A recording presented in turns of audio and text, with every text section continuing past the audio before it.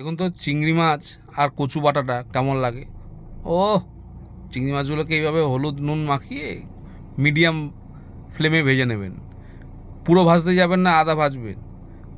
কচু ভাবছে ও কাকে দিয়েছিস আমার সাথে, চিংড়ির সাথে, ও আজ তো জমে ক্ষীর।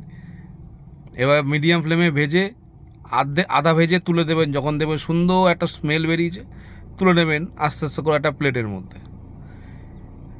আর এদিকে কচুগুলোকে আপনি কেটে রেখে দেবেন, কেটে একটু জলে ভিজিয়ে রাখবেন। তারপরে ব্যাস এইভাবে ভাজার পরে রেডি করুন চরকি মেশিন, তার মধ্যে কচুর টুকরোগুলোকে দিয়ে দিন। এবারে যে চিংড়ি মাছগুলো ভেজেছেন ওগুলো পুরোটা দিয়ে দিন। দেওয়ার পরে তার মধ্যে কিছু জিনিস অ্যাড করবেন, কিছু কালো জিরা দেবেন, 4-5 টুকরো গোটা রসুন দেবেন, পরিমাণ মতন ঝাল দেবেন যেরকম খাবেন, একটু হলুদ দেবেন, একটু নুন দেবেন, দিয়ে দেবেন একদম চরকি মেশিনে ঘুরিয়ে সুন্দরভাবে বেটে নেবেন। ভালোভাবে বেটে নেওয়ার পরে দেখবেন ভিতরে যেন গোটা না থাকে, ফলস খেলেই কিন্তু ফলস কেসে পড়ে যাবেন।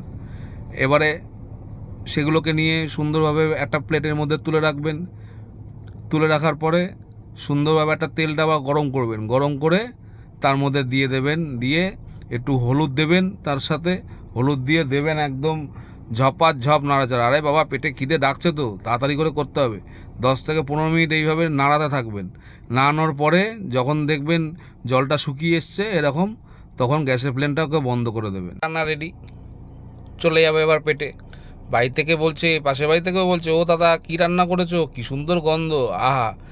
আর দেরি করা যাবে না, ডবল ভাত নিয়ে বসে পড়ো, একবারে আজকে হাঁড়ি খালি। কি সুন্দর টেস্ট, আরে ডবল ভাত তো আজকে লাগবেই।